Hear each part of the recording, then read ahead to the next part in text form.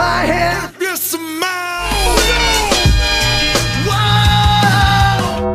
Triple HK তার কাজের জন্য ফ্যান্সরা এত বেশি ব্যান্ড বাজিয়েছে আর এত বেশি তাকে গালাগালি দিয়েছে যে ট্রিপল এইচ ফাইনালি নিজের ইমেজ ক্লিয়ার করার জন্য সঠিক লাইনে চলে এসেছে। আর আজকের রটা তারই প্রমাণ। আমরা SmackDown, money in the bank আর তার সাথে এই রটাও একটা ভালো র দেখতে পেয়ে গেলাম। মানে আজকে দারুণ র হয়েছে।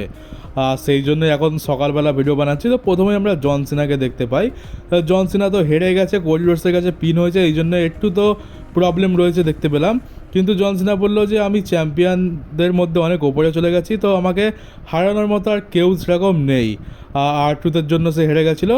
কিন্তু এবারে যখন বললো যে সে হারানোর জন্য আর তার কাছে কেউ নেই, তখনই সিএম পাঙ্কের থিম সং প্লে হয়ে যায়। সিএম পাঙ্ক চলে আসে। সিএম পাঙ্ক এখানে জন সিনার সাথে মানে ম্যাচ চায়, চ্যালেঞ্জ করতে চায়, সেটাই আমরা দেখতে পেলাম। আর এখানে বেশি কথা না বাড়িয়ে এদের মধ্যে নাইট অফ চ্যাম্পিয়ন্সের ম্যাচ কনফার্ম হয়েও গেল। এখান থেকে দুটো জিনিস হচ্ছে। একটা হচ্ছে যে এটা ভাবছি যে সিএম পাঙ্কের সাথে তো সেথ রলিন্সের রাইভালরি চলছিল, তাহলে সেটার কী হলো? সেটা তো কন্টিনিউ হলো না। উপরন্তু জন সিনার সাথে কোডি রোডস আর R-Truthের স্টোরি লাইন চলছিল, সেটাই বা কী হলো?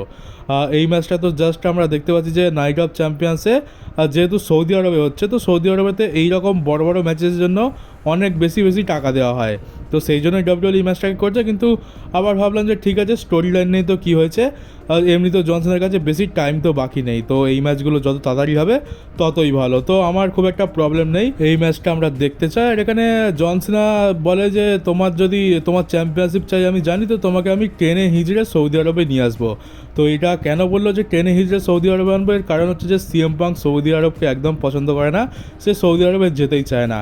আর জন সিনা ওই চ্যাম্পিয়নশিপ ম্যাচের জন্য সৌদি আরবে সিএম পাঙ্কে টেনে হিজড়ে নিয়ে যাবে, এই জন্য এখানে এই কথাটা ইউজ করা হয়েছে। নাহলে তো বলতেই পারতো যে সৌদি আরবে দেখা হচ্ছে চ্যাম্পিয়নশিপের জন্য।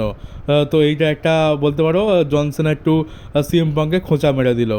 আর তারপরে আমরা দেখতে পাই যে এখানে সেথ রলিন্সও চলে আসে। সেথ রলিন্স এখানে তার money in the bank briefcase John Cena CM পাঙ্কে দেখাতে আসে যে দেখো আমার কাছে money in the bank briefcase রয়েছে, আমি কিন্তু ক্যাশ ইন করতে পারি। মানে জাস্ট র্যাম্প অফ দিয়ে এসেছিলো, পল হেমানের কাছে ব্রিফ কেস ছিল আর পুরো Titan ট্রন skin money in the ব্যাংকের মতো সবুজ হয়েছিল। তো ভাই এ তো আলাদাই মজা লুটছে এখানে। এরপর আমরা এজে স্টাইলস ভার্সেস চ্যাট গেবলের মধ্যে ম্যাচ দেখতে পাই। তো আমরা তো খুবই ডিসঅ্যাপয়েন্ট হয়েছি, এজে স্টাইলসকে WWE ভালোভাবে বুক করে না, কিন্তু আজকের খুবই ভালোভাবে বুক করেছে, বলতে পারো যে ডমিনেটিং ওয়েতেও বুক করেছে। কারণ চ্যাট গেবল যেহেতু ছিল, তো ক্রিড ব্রাদার্সও রিং সাইডে ছিল আর তারা বহুত ইন্টারফেয়ার করে, কিন্তু এজে স্টাইলস তাদের সবাইকে মেরে মুড়ে সাইড করে দিয়ে চ্যাট গেবলকে তার ফিনিশার স্টাইল স্ল্যাশ লাগিয়ে এই ম্যাচটা জিতে গেছে। আর বলতে হবে যে অনেকদিন পর এজে স্টাইলসকে এত ভালো করে বুক করা হলো, মানে ম্যাচ তো জিতলো, উপরন্তু একটু ডমিনেটও করলো। তো ট্রিপল এইচের কিছু সময়ের জন্য তো ঠিক রাস্তায় এসছে, তবে এই রাস্তাতেই তাকে কন্টিনিউ চলতে হবে, নাহলে WWE আবার বোরিং হয়ে যাবে। আর এরপর কুইন অফ দ্য রিং টুর্নামেন্টের জন্য আমরা ম্যাচ দেখতে পাই। এখানে একটা জিনিস ভালো হচ্ছে যে এই ম্যাচগুলো এখন করে কি করে দেওয়া হচ্ছে যে একটা ফেটাল ফোর ওয়ে ম্যাচ করে দেওয়া হয়েছে, তো বেশি বেশি সুপারস্টারও এখানে নিয়ে আসা যাবে। আর যেহেতু ফেটাল ফোর ওয়ে ম্যাচ, তো ম্যাচগুলো বোরিংও হবে না। তো প্রথম আমরা দেখতে পাই ওমেন্স টুর্নামেন্টের এখানে কাইরি Sen, Riya Ripley versus কাইরি Sen, Riya Ripley, রক্সিন আর লিভ মর্গানের মধ্যে ম্যাচ ছিল। ম্যাচ তো খুবই ভালো হয়, ম্যাচ একদমই বোরিং হবে না, যেহেতু চারজন সুপারস্টার রয়েছে, তো অ্যাকশন তো কন্টিনিউ থাকবে। শেষ পর্যন্ত আমরা দেখতে পাই যে রক্সিন এখানে জিতে গেছে রোল করে, পিন করে। আর এরপর আমরা বেকি লিঞ্চের সেগমেন্ট দেখতে পাই, নতুন নতুন ইন্টার কন্টিনেন্টাল চ্যাম্পিয়ন হচ্ছে, সেই জন্য বেকি লিঞ্চ এখানে এটাই বলে যে আমি এত পুরনো হয়ে গেছি, আমি এত সময় ধরে WWE-তে রয়েছি আর আমি এত বড় একজন স্টার হয়ে গেছি যে আমার সব কিছু WWE-তে করা হয়ে গেছে, তাই আমি যখন কোনো কিছু করি তো আমার তেমন কোনো খুশি হয় না, কারণ আমি তো এর আগে এগুলো অনেক কিছু করে রেখেছি। তো এবারে লাইরা ওয়ালকারিয়াকে এখানে ডাকা হয় ক্ষমা চাওয়ার জন্য, কারণ সে অ্যাটাক করে দিয়েছিল বেকি লিঞ্চের ওপরে। তো লাইরা ওয়ালকারিয়া তো আসে, কিন্তু এটা ডিস্ট্র্যাক্ট করার জন্য ছিল। পেছন থেকে বেলি চলে আসে, বেলি রিটার্ন হয় আর বেলি এসে এখানে বেকি লিঞ্চের ওপর অ্যাটাক করে দেয়। আর এবারে এভলিউশন প্রিমিয়াম লাইভ ইভেন্টে আমরা হয়তো ট্রিপল থ্রেট ম্যাচ দেখতে পাবো। আর বেলিকে যে শাস্তি দেওয়া হচ্ছিল সারসা ব্যাঙ্কসের সাথে বন্ধুত্ব রাখার জন্য, মেবি সেটা হয়তো শেষ হয়ে যাবে। তো এখানেও একটা ভালো কাজ করে দিয়েছে। তো এবার বেলিকে যদি একটু সিরিয়াসভাবে বুক করে আর ভালোভাবে বুক করে, তাহলে ওমেন্স ডিভিশনের জন্যই বেশি লাভ হবে। আর আমরা তো বেলিকে ভালো জায়গাতে দেখতেও চাই। তারপর আমরা কালো হুডি পরে R-Truthকে দেখতে হবে। R-Truth এখানে অ্যানাউন্সার টেবিলের উপর দাঁড়িয়ে প্রোমো কার্ড করে, এখানে সে দর্শকদের ধন্যবাদ জানায় যে তোমাদের জন্যই আজ আমি রয়েছি। আর এখানে সে একটা ইমোশনাল প্রোমো কাট করে, আর এটা সিরিয়াস আর্ট্রুথ, এটা ফানি আর্ট্রুথ তো নয়, যেটা আমরা বুঝতে পারছিলাম যে মাত্র তাকে সিরিয়াসভাবে বুক করা হবে। আর একটা বলতে পারো যে সে বদলা নেওয়ার জন্য বেরিয়ে গেছে, মানে ডাব্লিউডব্লিউ তাকে সম্মান দেয়নি, আর এখানে সে সম্মান আদায় করতে এসছে। ডাব্লিউডব্লিউকে শেষ পর্যন্ত তার পাতে ঝুঁকতেই হলো। ইমোশনাল প্রোমো তো একটা কাট করা, তারপরে বলে দেয় যে আমার এখন আর নাম, মানে এখান থেকে সে তার নামটাও কনফার্ম করে দেয় যে এখন আর সে আর্ট্রুথ নয়, তার রিয়াল নেম হচ্ছে রন কিলিংস, আর সেটাকে ফ্যান্স যেন রেসপেক্ট করে।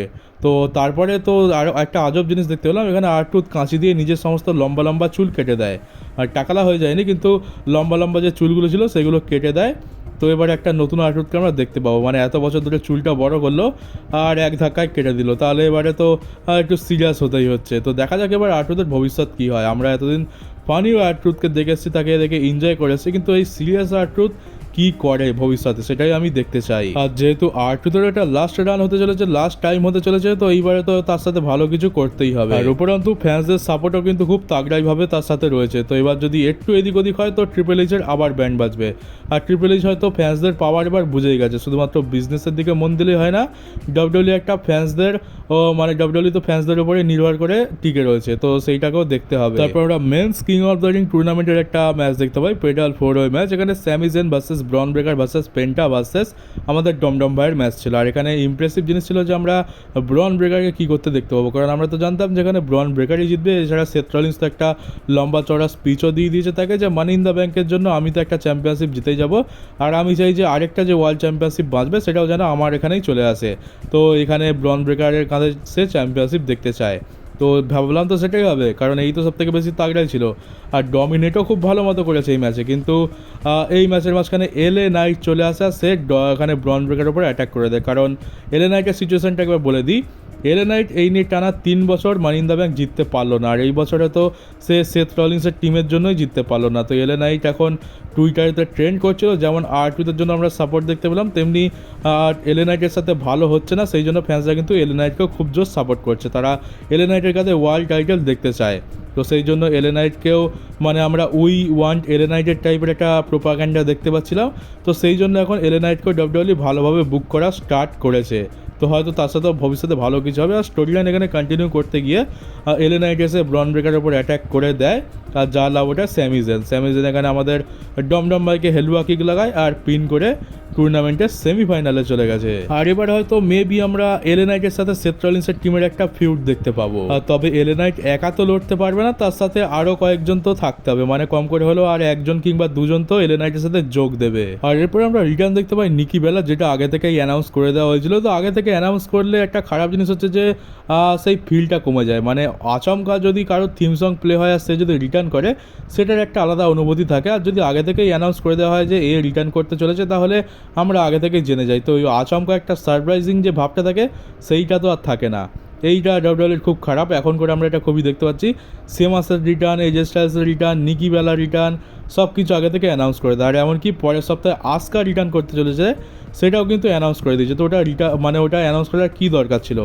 আসকা রিটার্ন করবে, এটা সারপ্রাইজ রাখলেই ভালো হতো, বেকার বলে দিয়েছে। এবার পরের সপ্তাহে যখন আসকা আসবে তো রিয়াকশান সেই লেভেলে হবে না, মানে রিয়াকশান তো পাবে কিন্তু যেরকম আমরা আশা করি আচমকা সেটা আর হবে না। তো এইগুলো খুবই খারাপ জিনিস, আমি তো এটা পুরোপুরি এগেনস্টে। যেটা সারপ্রাইজ সেটা সারপ্রাইজই রাখা উচিত, এইসব রিটার্ন স্পয়েল করে দিয়ে পুরো ফিলিংটাই বেকার করে দেয়।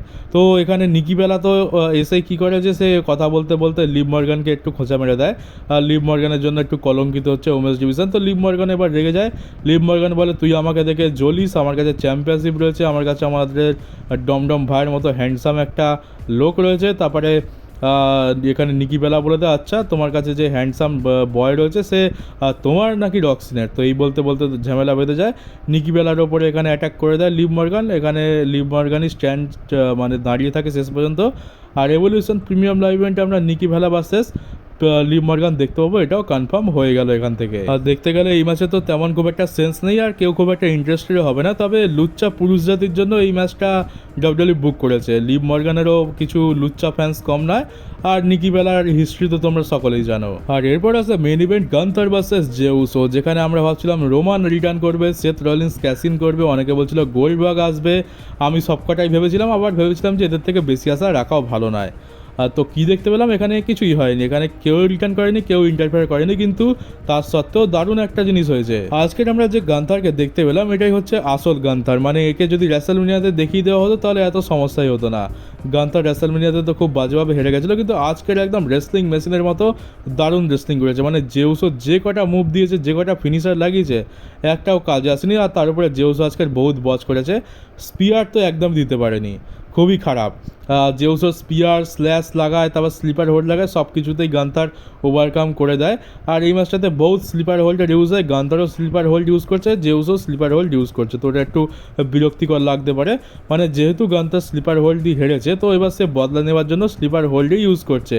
আর যেহেতু জেউসও স্লিপার হোল্ডেই আগেরবার জিতেছিল, তাই সে এবারেও স্লিপার হোল্ড ইউজ করে জেতার চেষ্টা করছে। তো এরকমভাবে চলতে চলতে জেউসও তো কয়েকটা বচ করেই ফেলে, আর তারপরে শেষমেশ গান্থার স্পিয়ার লাগিয়ে দেয়। আর গান্থার দেখিয়ে দেয় যে স্পিয়ার কী করে লাগাতে হয়, মানে সে মনে হয় জীবনে প্রথমবার স্পিয়ার মারলো, কিন্তু দেখিয়ে দিয়েছে যে ইম্প্যাক্ট কীভাবে দিতে হয়। আর তারপরে আসে স্লিপার হোল্ড, আর সেই স্লিপার হোল্ডে এমনভাবে তাকে ফাঁসায় যে জেউস এখানে পাস আউট করে যায়। আর গান্থার হয়ে গেছে নতুন চ্যাম্পিয়ন। তো ট্রিপল এইচ তার সমস্ত পাপ যেগুলো সে রয়্যাল রাম্বল থেকে করেছিল রেসলমেনিয়া পর্যন্ত, সেগুলো ভালো মতোভাবে ধুয়ে নিয়েছে।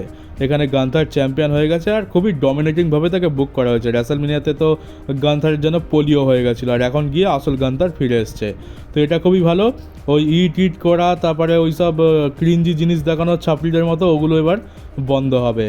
আর ফাইনালি আমাদের ইন্ডিয়াতে তো বহুত লোক খুশি, আর শুধু ইন্ডিয়াতে নয়, আমেরিকাতে, অনলাইনে, টুইটারে সবাই খুব খুশি। শুধুমাত্র এরিনাতে যারা ছিল তারাই হয়তো একটু দুঃখ পাবে, কারণ আমাদের জেউসও হেরে গেছে, তারা আর ইডিট করতে পারবে না। ইডিট করবে কিন্তু চ্যাম্পিয়নশিপের যে ব্যাপারটা থাকে সেটা আর থাকবে না। তো এরিনার লোক বাদে সারা বিশ্বের লোক এখন খুশি। আর জেউসও যখন রেসলমেনিয়াতে জিতলো তখন তার ছেলেকে নিয়ে আসলো না, কিন্তু আজকে যখন সে ম্যাচ হেরে গেল তখন তার ছেলেকে নিয়ে আসলো। রিং সাইডে সে আর তার ছেলে বসে আছে, আর আমাদের জেউসও কাঁদছে, হাসছে না কী করছে বুঝতে পারছি না। আর তারপর গান্থারের আমরা একটা বেশ ভালো সেলিব্রেশনও দেখতে পাই, পায়রো ইউজ হয়। আর এখানেই মানডে নাইট ড্র শেষ হয়ে যায়। তো আজকের মানডে নাইট ড্র তো খুবই ভালো হয়েছে, বলতে পারো যেটা ট্রিপল এইচের পাপ ধোয়ার মানডে নাইট ড্র ছিল। মানে যত পাপ করেছিল সেগুলো ধীরে ধীরে ধোয়ার চেষ্টা করছে। তবে একটা কথা বলে রাখি, এমনটা আমরা কখন দেখতে পেয়েছিলাম, আমরা এলিমিনেশন চেম্বারের আগের দুটো র স্ম্যাকডাউন ভালো দেখতে পেয়েছিলাম। এলিমিনেশন চেম্বার ভালো হয়েছিল, আর তারপরে র দুটো স্ম্যাকডাউন ভালো হয়েছিল। তারপর থেকে কিন্তু সব কিছু খারাপের দিকে, বোরিংয়ের দিকে যেতে শুরু করে। আর ঠিক এমনটাই আমরা এলিমিনেশন চেম্বারের আগেও দেখতে পেয়েছিলাম রয়্যাল রাম্বলের সময়। তো অতটাও বিশ্বাস করার কিন্তু কিছু লাভ নেই, মানে কিছু করার নেই। আমরা 2024 সালেও দেখেছি, 2025-এর শুরুতেও দেখেছি। এটা হয়তো ক্ষণিকের জন্য আমাদের এন্টারটেন করার একটা পদ্ধতি হতে পারে। তো এটাও সেরকমই হয়ে গেল। মানি ইন দ্য ব্যাংকের আগের শো ভালো, মানি ইন দ্য ব্যাংক ভালো, মানি ইন দ্য ব্যাংকের পরের শো ভালো। এবার এটা যদি কন্টিনিউ থাকে তো খুবই ভালো, এটা আমরা দেখতে চাই। আর এরকমভাবে যদি করতে থাকে তো ডাব্লিউডাব্লিউই ডেফিনেটলি ফ্যান্সদের কথা শুনবে, প্রোডাক্টের মান ভালো হবে, রেটিংসও বাড়বে। কিন্তু ওই যদি আবার আগের মতো করে তাহলে তো আবার আর কিছু বলার নেই, বিশ্বাস তো আবার উঠবে, আর আবার সব কিছু খারাপের দিকে যাবে। তবে আশা করব যে এটা যেন খারাপের দিকে না যায়, আর আমরা যেন এইভাবে এন্টারটেন হতে থাকি। আর এমনটা তো নয় যে এরকমভাবে ডাব্লিউডাব্লিউই চললে ডাব্লিউডাব্লিউই বিজনেস করতে পারবে না, ডাব্লিউডাব্লিউই এতেও বিজনেস ভালো মতো করতে পারবে। তো সেরকম কোনো ব্যাপার নেই। তো দেখা যাক কী হয়, আমরা 1 মাসের মধ্যেই রেজাল্ট পেয়ে যাব। তো চলো গাইজ, এই ছিল আজকের নিউজ ভিডিও। কেমন লাগলো কমেন্ট বক্সে অবশ্যই জানিও। নতুন থাকলে চ্যানেলটাকে সাবস্ক্রাইব করে নোটিফিকেশন বেলটাকে অবশ্যই অন করে দাও, ভিডিওটাকে শেয়ার করতে একদমই ভুলো না। তো চলো গাইজ, দেখা হচ্ছে তোমাদের সাথে আমার ডাব্লিউডাব্লিউই নতুন একটা নিউজ ভিডিওতে।